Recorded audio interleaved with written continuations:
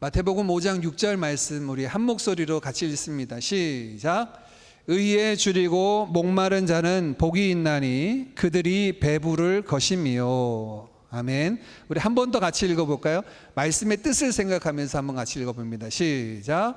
의에 줄이고 목마른 자는 복이 있나니 그들이 배부를 것이미요. 아멘.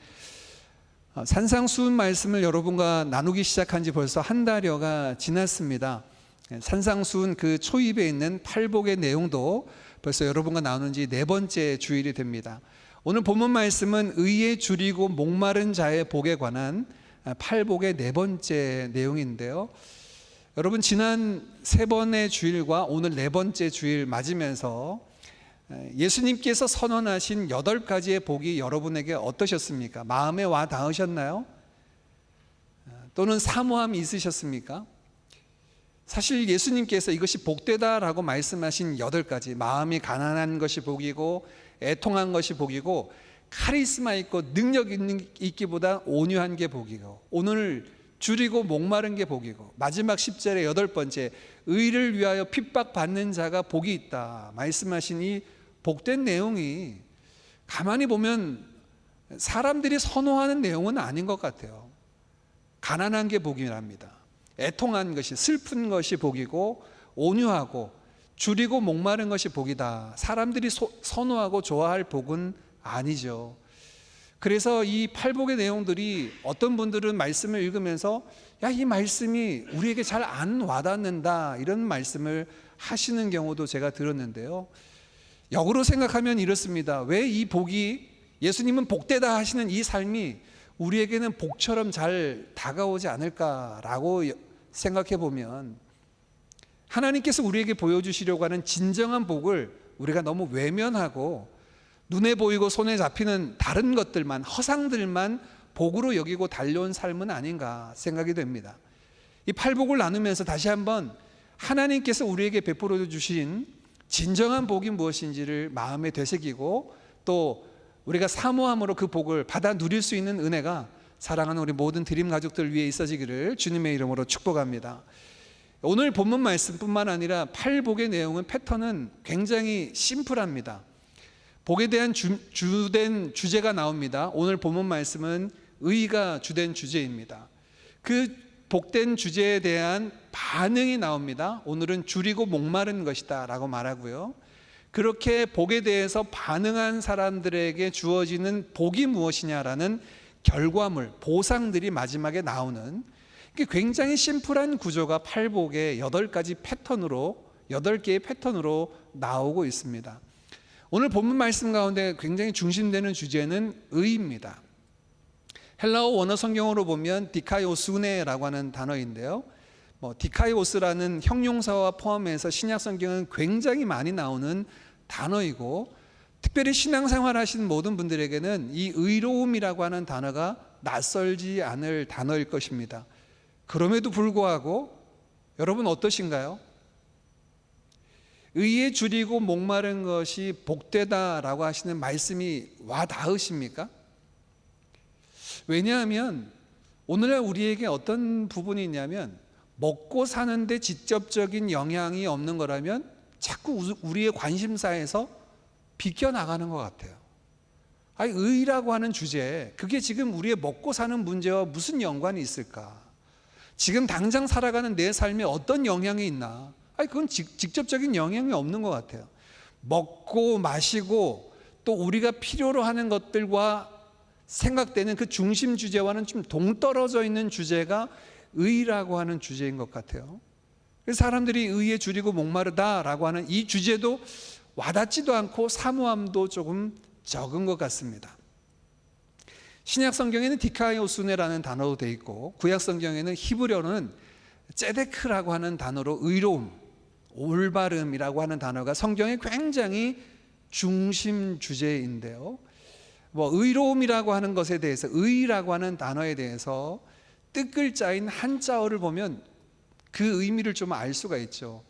의라는 단어를 한자어로는 오를 의자를 씁니다. 의는 옳음입니다. 올바름입니다. 의로움이라고 하는 것에 다른 정의를 찾아볼 곳 없어요. 올바름, 옳은 것입니다. 그러면 여러분, 옳다라고 얘기한다면 반대편에 뭐가 있어요? 틀린 게 있어요. 그른 게 있습니다. 옳고 그름을 가름하는 것, 무엇이 맞고 무엇이 틀렸느냐를 판정하는 기준, 그게 의입니다. 옳을 의자가 그냥 단순히 옳다라고 하는 것뿐만 아니라 어떤 행동이 옳고 어떤 행동이 그르냐라고 하는 그 판정의 기준을 의로움이라고 정의할 수가 있습니다. 이렇게 말씀드려도 사실 우리 가운데는 좀 많이 와닿지 않죠. 쉽게 생각하면 이렇습니다. 우리가 집에서 아이들을 향할 때, 아이들을 이제 양육할 때 무엇을 하라고 하기도 하고 무엇을 하지 말라고도 하죠. 보통은 이제 밖에서 들어오면 곧바로 손으로 짚고 과일이나 음식을 먹지 말라고 합니다. 손을 씻고 포크나 아니면 젓가락을 가지고 먹으라고 하죠. 이렇게 이야기를 합니다. 그 기준을 제시하죠. 우리가 아이들에게 해야 할 것과 하지 말아야 할 행동들을 기준을 제시하는 그 기준이 바로 의와 같은 개념입니다. 사람이 살아가면서 어떤 것이 옳고 맞는 행동인지, 어떤 행동은 하지 말고 하지 않고 우리가 꺼려하고 피해야 할 행동인지를 가름하는 그 기준, 그것이 이제 의라는 거죠. 근데 여러분, 그렇게 생각해 보면 어떻습니까? 사람마다 그 기준이 같나요? 달라요. 보편적인 그 기준을 가지고 있는 사람들도 있지만 대부분 좀 다른 기준을 가지고 있습니다. 얼마 전에 내한에서 이재명 대통령을 만났던 세계적인 석학의 한 명이 있습니다. 하버드대의 마이클 샌델이라는 교수인데요. 이분은 한 권의 책으로 세계에 본인의 이름을 알린 분이죠. 우리 한글로는 정의란 무엇인가라는 책으로 알려져 있는데요. 원제는 저스티스입니다. 저스티스, 정의라는 거고, 하버드대에서 했던 강의를 책으로 엮은 내용입니다. 이 정의란 무엇인가 마이클 샌델의 책을 보면 의의 기준에 관해서 이야기를 나누는데, 정의란 무엇인가에 대해서 정의를 알고자 그 책을 읽으시면 정의를 발견하지 못합니다. 마이클 샌델은 정의에 대한 기준과 해답을 주지 않습니다. 그 책에서 대신 모델을 제시합니다. 각 시대와 사회들마다 의라고 바름이라고 생각했던 그 기준을 다르게 가지고 왔다라는 사실을 기술하는데요. 크게 세 가지 모델을 그 책에서 이야기합니다. 첫 번째는 공리주의 모델이라고 이야기합니다. 어떤 사회에서 어떤 것이 옳음이냐를 결정할 때 우리가 학교 다닐 때 들었던 최대 다수의 최대 행복이라고 하는 이런 가치를 가지고 많은 사람들이 지지하고 바라기를 얻기를 원하는 가치를 기준으로 하는, 그것이 의로움이다, 그것이 정의다라고 기준으로 하는 사회가 공리주의 모델이다라고 하는 거죠. 우리가 보통 이제 투표를 통해서 일꾼을 뽑는다거나 아니면 투표를 통해서 어떤 정책이나 헌법을 세운다든가 이럴 때도 사실 이 민주주의 방식이 많은 사람들의 지지와 많은 사람들의 선호하는 것을 기준으로 삼고자 하는 방법 중에 하나죠. 공리주의 모델입니다. 마이클 샌델이 얘기하는 두 번째 모델은 자유주의 모델이라고 이름을 붙였는데요. 한글 책의 얘기입니다. 제가 영어는 안 읽어봐서 모르겠습니다. 자유주의 모델에서 두 번째 이 자유주의 모델은 어떤 것이 기준이냐, 어떤 것이 의로움이냐 하면 개인의 자유가 보장이 되는 것, 그리고 개인의 자유가 침해당하지 않는 것이 정의다. 그게 의의 기준이다. 요즘 시대가 그렇습니다. 요즘 저와 여러분이 살아가고 있는 이 시대의 가치가, 이 시대의 정의가 그겁니다. 개인의 자유, 사람들이 개인주의화 되어서 살아가고 있고, 특별히 포스트 모던의 사조를 지나가면서 절대 진리는 없다라고 생각하는 이 상황 속에서 사람들은 각자가 생각하고 각자가 추구하는 개인적인 자유를 침해받지 않을 권리, 이게 지상의 정의입니다. 이게 의로움이 되었어요. 마이클 샌델이 주장한 두 번째 기준은 자유주의 모델입니다. 세 번째 주제는 공동체주의 모델인데, 이것 말고 어떤 사회에서는 개개인의 이익이나 개개인의 선호도를 떠나서 공동체가 함께 모여서 자기 희생과 섬김을 통하여 공동의 선을 추구하려고 하는 그 가치를 만들어내는 것이 공동체주의 모델이다. 샌들은 약간 이 세 번째 모델을 중요한 가치 기준으로 얘기하고 있는 것 같아요. 근데 여러분, 이 마이클 샌들이라는 세계적인 석학이 의의 기준이 무엇이냐라고 이야기하는 이 책에서 우리가 발견할 수 있는 한 가지가 있는데, 사람들은 의의 기준을 세울 수 없다 인 겁니다.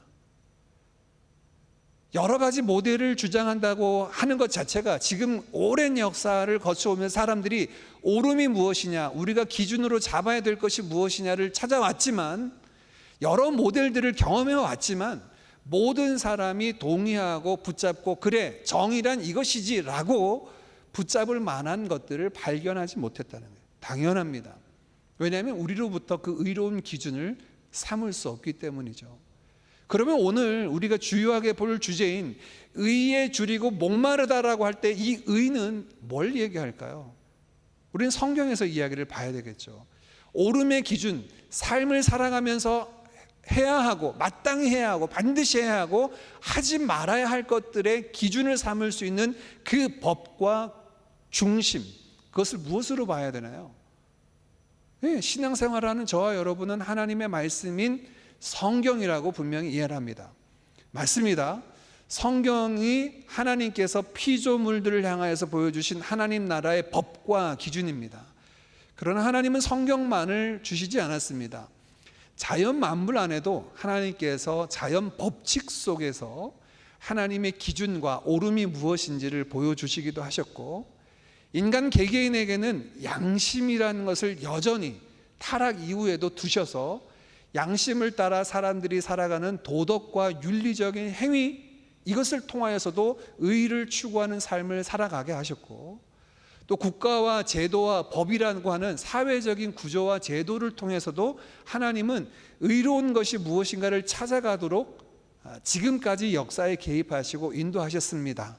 그러나 말씀드린 이 세 가지요, 자연 만물에 계시하신 하나님의 법칙들, 그리고 인간이 가지고 있는 선한 것을 추구하고자 하는 양심에 대한 부분들, 도덕과 윤리, 그리고 사회적으로 모든 것들을 사람들에게 해를 끼치지 않고 요즘 이제 화두죠, 지속 가능한 다음 세대들에게 물려줄 수 있는 것들을 가질 수 있는 이 기준들요, 이것들은 오염이 됐습니다. 무엇에요? 죄라고 하는 것에, 그리고 나라고 하는 것에. 우리가 아무리 의롭다고 생각하더라도요, 그 의는 굽어져 있습니다. 어디로 굽어져 있을까요? 납니다. 한국 사람과 다른 사람들이, 다른 나라 사람이 싸워요. 싸우는 모습을 봅니다. 그러면 우리는 어디로 기울어질까요? 한국 사람 쪽을 편들게 되어 있어요. 나는 공정하게 판단한다고 하더라도 그렇습니다. 우리 집 아이와 옆집 아이가 싸웠어요. 투닥투닥 싸웠어요. 내용을 보니까 우리 아이가 좀 잘못한 게 있어 보이지만 그래도 나는 누구를 지지합니까? 우리 아이를 편을 들어줘요. 왜요? 우리가 가지고 있는 이 의는 자기 중심적인 편향성을 가지고 있기 때문에 그래요. 그래서 우리가 이런 모든 것들을 다 우리의 오고 오는 모든 세대 사람들이 기준으로 삼을 수 있는 의의 기준으로 잡을 수 있을까? 없어요. 그럼 우리는 기준을 어디에서 잡아야 됩니까? 세상을 창조하시고 그 세상을 자기의 선하고 의로운 뜻대로 다스리겠다 말씀하신 하나님의 기준만이, 하나님의 말씀을 통하여 계시한 기준만이 우리가 온전히 붙잡을 수 있는 기준이겠죠. 성경을 돌아가겠습니다. 그러면 성경에서 말씀하고 있는 이 의라고 하는 단어요, 의로움이라는 단어는 어떤 의미로 쓰여졌을까요? 크게 성경의 용례를 보면 둘로 나뉘어집니다. 첫 번째, 성경에서 의라고 이야기할 때는 법정적인 용어로 의로움을 이야기합니다. 이 법정적인 용어라는 뭐냐면, 죄가 있고 어떤 문제가 있지만 이 사람은 이제 죄가 없어, 이 모든 잘못된 것에서 자유야 라고 선언해 주는 의로움입니다. 판결문을 얻는 거죠. 대표적으로 로마서 8장 1절 말씀에 이렇게 이야기합니다. 그런즉 누구든지 그리스도 예수 안에 있으면 결코 정죄함이 없나니 이는 그리스도 예수 안에 있는 생명의 성령의 법이 죄와 사망의 법에서 해방하였기 때문이다. 그리스도 예수 안에 있는 사람에게는 결코 정죄함이 없다라고 하는 성경에서 말하는 의로움의 선언입니다. 우리가 죄가 없어서의 문제가 아니에요. 우리가 죄를 짓지 않아서 의롭다고 얘기하는 것도 아닙니다.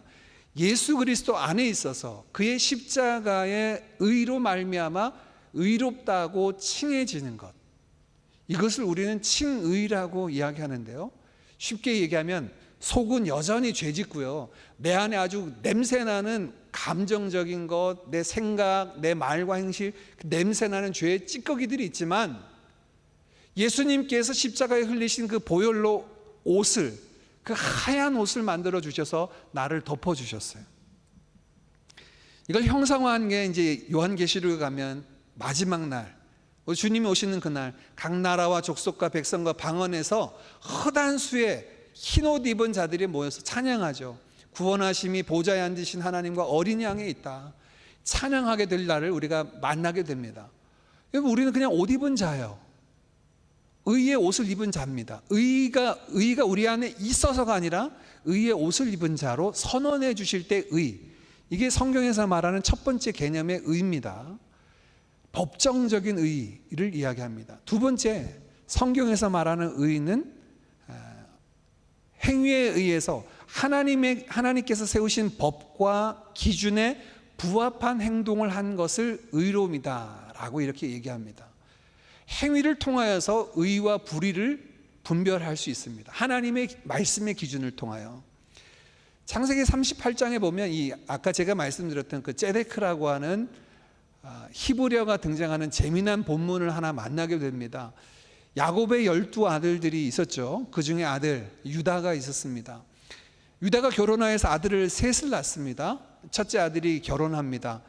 유다의 첫 번째 며느리의 이름은 다말이었습니다. 다말이 유다의 첫째 아들과 결혼을 했지만 첫 아들이 금방 죽고 맙니다. 이 당시에 형사 취수제라고 하는 계대 결혼을 쫓아서 둘째 아들을 이 형수에게, 자기 며느리에게 이제 장가를 들여보내서 계대를 이어가기 위해서 이제 결혼을 시켰죠. 근데 이 둘째 아들이 하나님 보시기에 악을 행합니다. 그래서 하나님 앞에서 죽음을 당합니다. 그랬더니 유다가 어떤 마음이 들어요? 덜컥 겁이 나는 겁니다. 이 막내 아들 이제 하나 남았는데 얘마저 다말과 결혼시킨다면, 그래서 죽는다면 우리의 계대는, 나의 그 계대는 끊어지지 않겠나라는 두려운 마음이 들어요. 그래서 다말을 부릅니다. 불러서 다말에게 이야기합니다. 예, 다말아, 너도 알다시피 우리 막내 아들 아직 어리지 않니? 장가 가기엔 아직 좀 일러. 그러니 너 친정에 잠깐 가서 기다리고 있다면 아들이 장성해서 결혼할 나이 때쯤 되면 내가 부를 테니 그때 와서 이 셋째 아들 막내와 결혼해서 가정을 이루거라, 대를 이어가거라, 이렇게 얘기를 하고 친정으로 돌려보냅니다. 근데 이 다말이 집에 가서 가만히 있어도 아무리 기다려도 시아버지 유다로부터 소식이 없죠. 부르는 소식이 없었습니다. 그러던 중에 이제 다말이 꾀를 내죠. 양털 깎는 시즌이 되어서 유다가 양털 깎으러 내려온다는 소식을 듣고 그 길 옆에 서서 마치 몸을 파는 여인처럼 치장을 하고 얼굴을 가린 채 이 유다를 만나게 됩니다.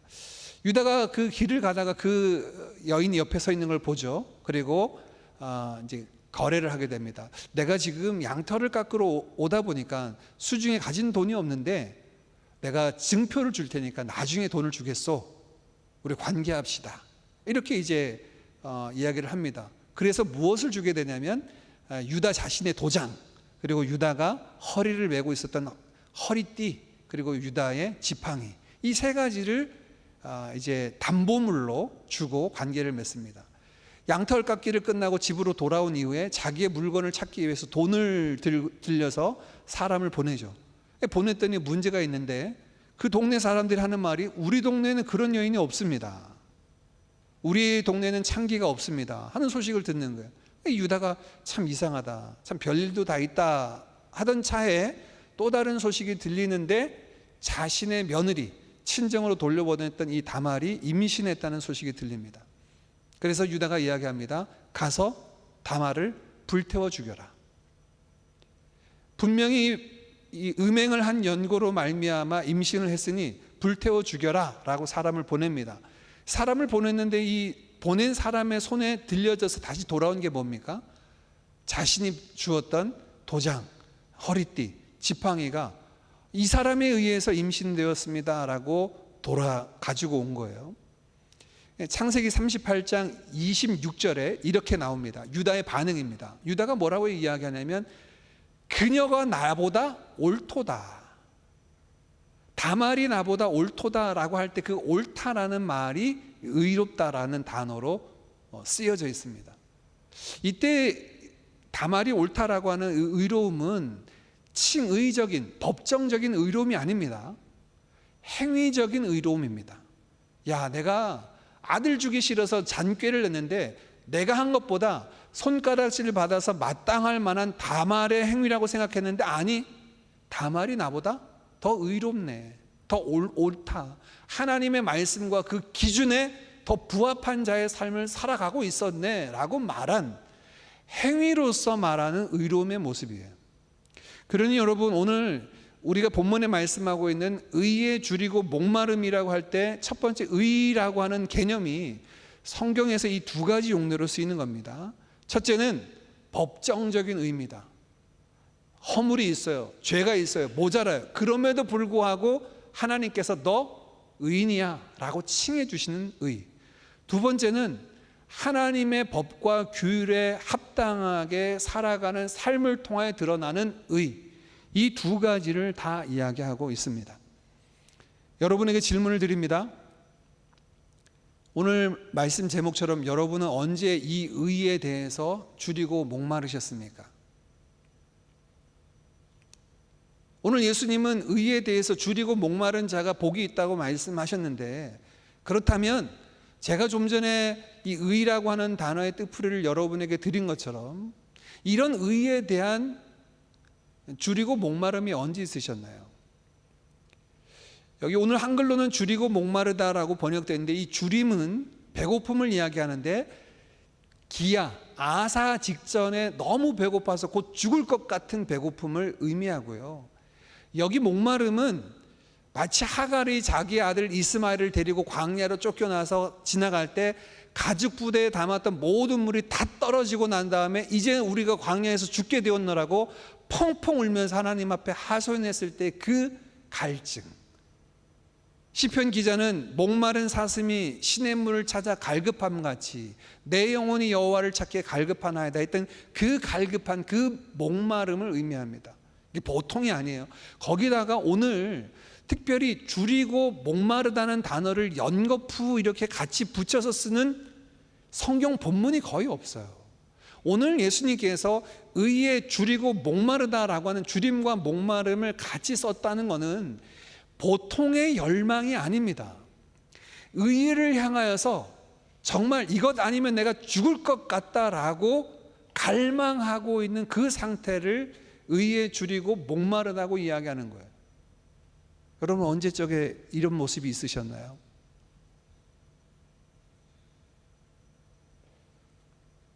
중요한 사실을 여러분 하나 말씀드립니다.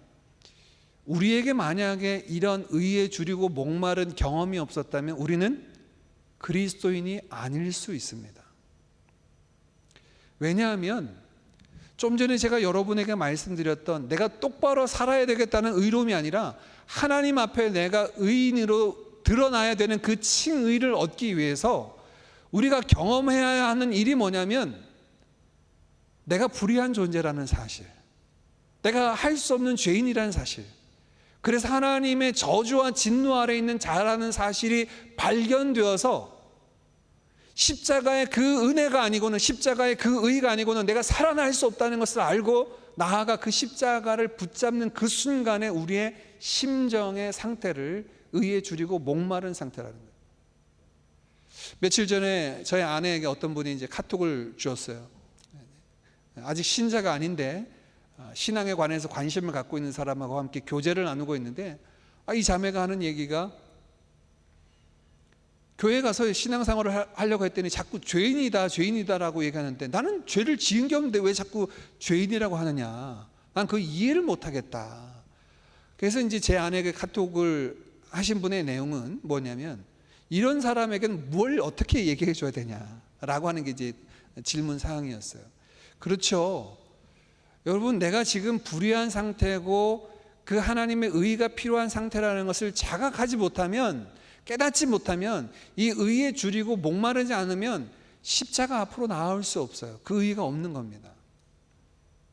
다시 말해서 여러분, 참 아이러니하게도 이 의를 경험하는, 의를 갈망하는 그 자리는 내 형편이, 내 처지가, 내 상태가 한도 끝도 없는 불의한 상태인 것을 발견한 그 순간, 내 안에 선한 것이 아무것도 없구나라고 하는 사실을 발견하는 그 순간, 우리는 의에 대한 목마름이 있어요. 의에 대한 주림이 있어요. 나한테는 선한 것이 아무것도 없고 내가 하나님 앞에 나아가서 그 의 안에 설 수 있는 존재가 아니구나라는 사실을 자각할 때 줄이고 목마른 거예요. 오늘 예수님 말씀하십니다. 의에 줄이고 목마른 자는 복이 있어요. 예, 맞습니다. 그 의, 내가 불의한 존재고 죄인 중에 괴수라고 이야기했던 바울처럼 내 안에 정말 말할 수 없는 죄악 덩어리구나 생각하고 말하고 행하는 모든 것이 죄로부터 시작되어서 죄로 끝나는 그냥 죄악 덩어리구나라고 하는 사실이 발견될 때 이 의에 대한 줄이고 목마름이 있고, 바로 그때 우리가 믿음의 눈을 들어서 예수 그리스도의 십자가를 바라보게 돼요. 의가 없는 자라도 받아주신 바라고 만세반석 열리니 내가 그리로 들어가겠습니다. 십자가를 붙들겠습니다. 나를 받아주소서. 이 의는 칭의, 법정적인 의에 대한 사모함입니다. 하나님, 제가 하나님의 의를 입기를 원합니다. 왜냐하면 이 의가 없이는 하나님 앞에 나아갈 수 없어요. 아니, 오히려 이 의가 없이는 하나님의 진노 아래 있을 수밖에 없는 상태라는 사실이 나를 짓눌러요. 그래서 갈망하게 됩니다. 그 어떤 배고픔보다, 그 어떤 목마름보다도 하나님의 의가 필요하구나라고 하는 것에 대한 갈망이 일어나게 되는 거예요. 그것을 향해 달려나가게 됩니다. 여러분, 그렇다면 그 하나님의 의를 경험하고 난 이후에 내가 예수 그리스도를 통하여서 이 의의 옷을 입었구나라고 하는 것을 경험한 이후에는 우리는 괜찮나요? 왜 우리는 그 이후에는 여러분 의에 줄이고 목마른 경우가 없으셨습니까? 그럼에도 불구하고 우리에게 찾아오는 의에 줄이고 목마른 상황들이 있어요. 언제가 그럴까요? 이사야 59장 2절 말씀입니다. 우리 같이 한번 읽어봅니다. 시작. 오직 너희 죄악이 너희와 너희 하나님 사이를 갈라놓았고 너희 죄가 그의 얼굴을 가리어서 너희에게서 듣지 않으시게 함이니라. 보통 우리가 기도에 관한 말씀을 나누면서 기도가 하나님 앞에 들리지 않는, 상납되지 않는 이유 중에 하나가 이 본문 말씀으로 들기도 합니다. 우리의 죄악으로 인하여서 하나님께서 우리가 간구하는 기도도 듣지 않으실 뿐만 아니라 하나님이 우리를 향하여 그의 얼굴을 가리우신다는 거예요. 여기서 말하는 너희, 우리는 이스라엘 백성을 향한 겁니다. 하나님의 백성이라고 일컬어지는 자들이에요. 이런 사람들에게 목마른 상황, 줄인 상황이 찾아와요. 어떤 상황입니까? 하나님이 나를 향하여 얼굴을 가리운 것 같아. 내가 아무리 아버지 불러도 하나님이 내 기도에 응답하시지 않는 것 같아. 내가 이렇게 탄식하고 곤고한 중에 있는데도 이전과 같은 아버지 하나님의 손길이 느껴지지 않는 것 같아. 무엇 때문에요? 우리 안에 있는 불의, 죄 때문에요. 우리가 의롭다고 칭함받았다고 해서 이제 하나님과의 관계, 하나님과의 교제가 완전히 다 온전하게 서는 것이 아니라 여전히 법정적인 의를 옷 입었지만 우리 속에 있는 냄새나는 죄악 덩어리의 내용들이 하나님과 우리의 사이를 갈라놓아서 막아서서 하나님과 우리의 사이의 교제를 막아서고 하나님의 기도의 응답의 역사를 경험하지도 못하고 기도하면서도 하나님과의 교제를 통하여 하나님의 친밀하심을 맛보지도 못하게 하고, 여러분 이럴 때 그냥 나 요즘 신앙생활 잘 못하는구나, 하나님이 좀 멀리 계신 것 같구나, 그러시면 안 됩니다. 그때 의에 줄이고 목말라야 합니다. 하나님, 내가 거룩하신 하나님, 의로우신 하나님 앞에 나아가야 되는데 하나님에게는 더러움이 없는데 그 의로우신 하나님 앞에 나아가는 내 모습엔 여전히 더러움이 있어서 하나님과의 교제가 지금 막히고 있어요. 하나님과 동행하는 영생의 삶을 풍성히 누리지 못하고 있어요. 그러면 배고프고 목말라야 합니다. 그럼에도 불구하고 무덤덤하고 나는 괜찮고 이 세상에서 먹고 마시는 거에 문제가 없으니까 아무렇지도 않다라고 느낀다면 병든 겁니다. 문제를 자각해야 돼요. 내게 지금 문제가 일어났는데 그것이 내게 필요한 이 하나님과의 교제의 장벽이 막혀진 것에 뚫어내야 되는, 치료해야 되는 그 병증의 내용이 있다면 그것은 의에 줄이고 목말라야 하는 거예요. 의에 줄이고 목마름, 그것이 있어야 합니다. 어떤 경우 그런가요? 우리 몇 주 전에 여러분과 함께 나눴던 말씀, 시편 51편 말씀은 다윗이 우리아의 아내 밧세바를 범하고 난 이후에 선지자 나단을 통하여 하나님이 그의 죄를 드러냈을 때 지었던 시입니다. 이 51편을 보면 다윗이 자기 안에 있는 더러움 때문에 너무나 고통스러워하고 괴로워하죠. 그런데 여러분 집에 가셔서 오늘 51편을 다시 읽어보십시오. 다윗이 가장 힘들고 어려웠던 게 뭘까요? 왕으로서 창피하다. 내가 이제 온 이스라엘 백성의 다윗 왕으로 또는 주변의 많은 나라에 명성을 끼치는 왕인데 이런 내가 그런 더러운 죄를 지었다는 사실이 알려지는 것에 대한 창피함, 그것이 없어요. 51편을 보십시오. 그게 담겨져 있지 않습니다. 그 죄에 대해서 아파하고 괴로워하고 그 범죄한 사실에 대해서 토로할 뿐만 아니라 그의 심중에 있어서 가장 큰 건 뭐냐면 하나님, 저에게서 주의 영을 거두지 마시고 저의 마음을 새롭게 하시고 정직한 영을 새롭게 하사 내가 주님의 그 면전 앞에 있게 해주십시오. 주님, 저에게서 돌아서지 마십시오. 주의 영을 거두어서 하나님의 그 임재를 경험하지 못하는 삶으로 나아갈까 두렵습니다. 그의 죄가 드러났을 때, 그의 불의가 드러났을 때 다윗이 고민하고 몸부림쳤던 가장 큰 문제는 의로우신 하나님과의 막혀진 담, 더 이상 그 하나님이 나를 향하여 그 얼굴을 가리우시지는 않을까, 나에게서 그의 영을 가져가시진 않을까에 대한 두려움으로 가득 차 있던 모습을 보게 될 겁니다. 그럼 우리 안에 우리 자신의 모습을 돌아보면서 죄를 짓는 것에 대해서 무덤덤하거나 그 죄가 있으니까 이렇게 불편한 삶을 살고 있겠지라고 하는 것에 그치면 안 됩니다. 그 죄가 궁극적으로 저와 여러분 앞에 의로우신 하나님과 동행하는 영생의 삶의 걸림돌이고 장애물임을 기억해야 됩니다. 어떻게 해야 될까요? 의에 줄이고 목말라야죠. 의에 줄이고 목말라야 합니다. 그래서 오늘 예수님 말씀하신 게 그거예요. 의에 줄이고 목마른 자가 복이 있어요. 내가 지금 문제가 있는데 문제가 무엇인지 자각을 하지 못하면 고칠 수가 없습니다. 문제를 자각하는 것에서부터 출발해야 되는데 우리가 가지고 있는 가장 큰 비참함의 문제는 하나님의 의로움은 백성이라고 일컬어지지만 내 안에 선한 것이 아무것도 없구나, 내가 의로운 삶이 아니구나라고 하는 것을 개탄하는 거예요. 그런 사람은 어떻게 됩니까? 의에 줄이고 목마른 사람은 어떻게 돼요?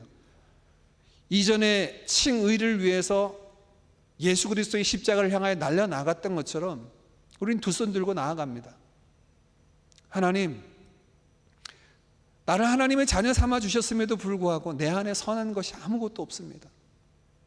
나를 주의 십자가의 보혈로 덮어주시고 새롭게 해주시고 성령으로 온전히 다스려 주셔서 내 마음과 생각과 말과 행실이 하나님의 거룩하고 의로운 백성으로 살아가게 해달라고 그 은혜를 구하며 나아가야 되죠.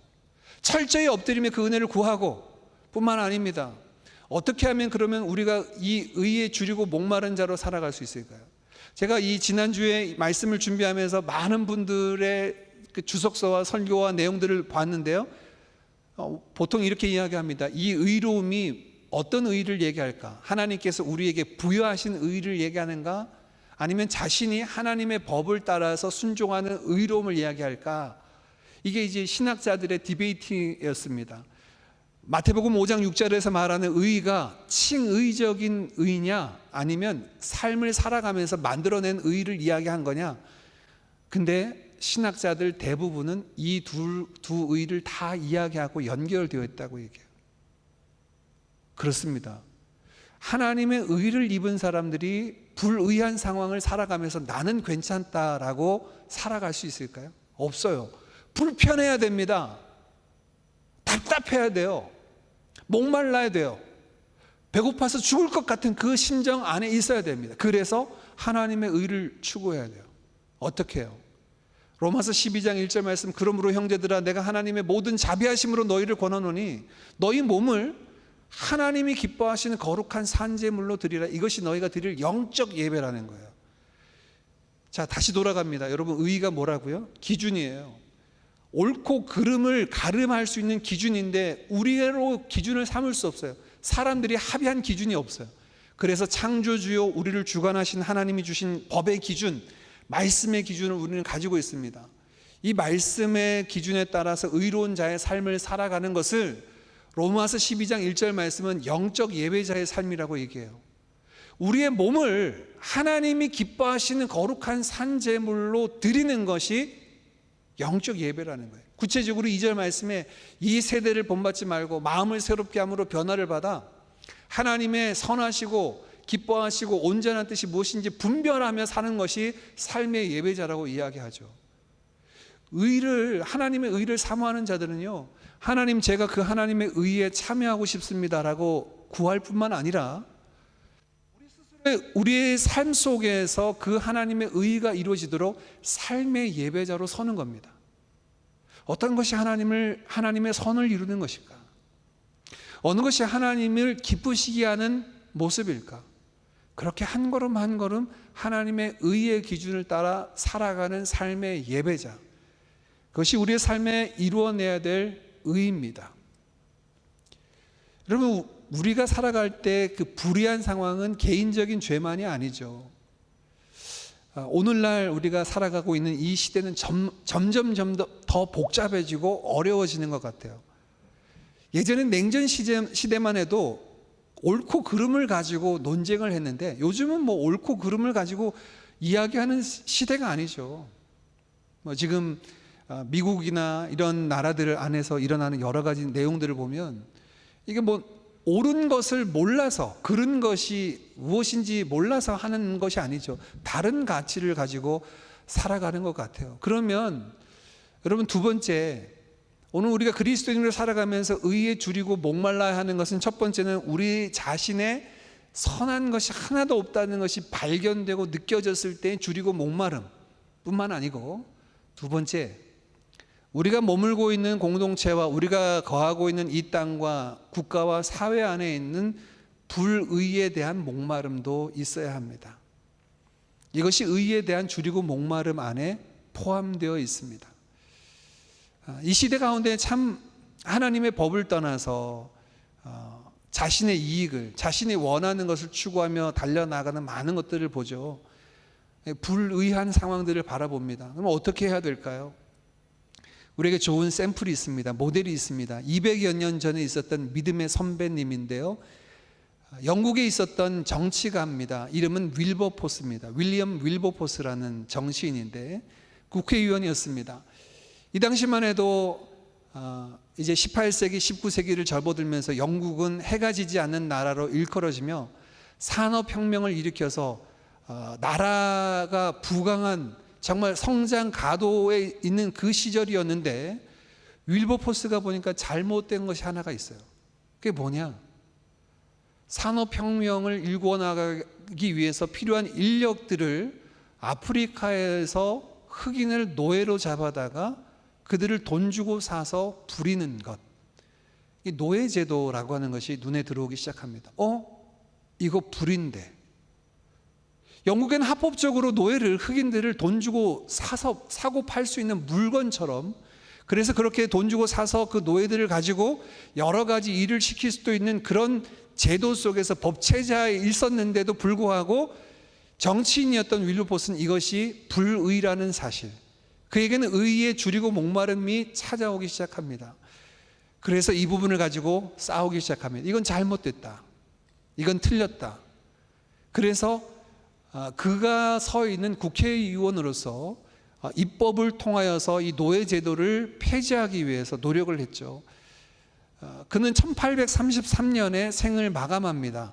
그리고 생을 마감한 이후에 영국 의회에서 윌버포스가 계속 주장했던 노예제 폐지를 의결하고 그 다음 해인 1834년에 법적으로 완전히 시행돼서 영국은 노예제도를 진행할 수 없는 사회로 바뀌어지게 됩니다. 그래서 영국 사람들은 이 윌버포스를 영국의 양심이라고 부릅니다. 여러분, 우리가 가지고 있는 신앙인으로서 우리가 따라야 될 기준은 하나님의 기준이죠. 법이죠. 그게 의입니다. 말씀을 따라서 봤을 때 지금 세상이 부조리하고 잘못되어 있어요. 그 기준에서 벗어났어요. 그것을 여러 사람들이 지지하고 맞다, 옳다라고 이야기합니다. 검은 것을 희다라고 이야기하는 시대 속에 살아가고 있어요. 그럼 우리는 어떻게 해야 됩니까? 그럼 불의한 시대 속에 순응하며 살아가는 것이 크리스찬의 모습인가요? 아니에요. 제가 일어나서 데모하라고 하는 거 아닙니다. 뭐 어떻게 하라고 얘기하는 건 아니에요. 우리가 선자리에서 그러면 내가 그 사회의 구조적이고 잘못된 불의를 하나님의 기준을 따라서 의를 세워가기 위해서 나는 무엇을 할 수 있는가 고민하고 마음을 나누고 그 길을 향하여 함께 손붙잡고 가야죠. 이게 의에 줄이고 목마른 자의 삶에 필요한 것입니다. 내 개인의 의만이 아닙니다. 하나님이 두시고 하나님께서 다스리시고 하나님이 바라보시는 이 세상을 향하여 하나님이 이루고자 하시는 그 의의가 무엇인지를 바라보는 것이 필요합니다. 오늘 이렇게 말씀하십니다. 의에 줄이고 목마른 자는 복이 있나니 그들이 배부를 것이미요 라고 말씀해요. 배부를 것이미요 라고 하는 말씀을 이 동사를 보면 두 가지 모습인데, 하나는 미래형, 시제로는 미래형입니다. 그리고 두 번째 태로는 수동태입니다. 미래 수동태로 되어 있어요. 그들이 배불러질 것이다. 그래서 어떤 영역본에는 shall be satisfied라고 되기도 하고 shall be filled라고 번역을 또 했더라고요. 그들이 만족함을 얻기도 하고 그들이 배불러질 것이기도 하다라고 이렇게 번역을 합니다. 예, 여러분, 그렇게 의에 줄이고 목마른 사람들이 그 줄이고 목마름이 해갈되고 만족함을 얻게 되는 것이 보상으로 주어지는데, 이게 미래형으로 되어 있고 수동태예요. 우리가 완전히 그 의에 대해서 목마르지 아니하고 배불러질 그 미래적인 상황은 예수 그리스도가 다시 오시는 때죠. 모든 불의한 것들을 심판하시고 영벌 가운데 내어주시고 하나님의 백성들, 그 의의 옷을 입고 하나님의 의를 추구하고 다른 자들을 영원한 의 가운데 초대하시는 주님의 의를 소망하는 것을 포함합니다. 근데 먼 미래만 이루어질 일이 아니에요. 우리 안에도 이루어집니다. 배불러질 것입니다.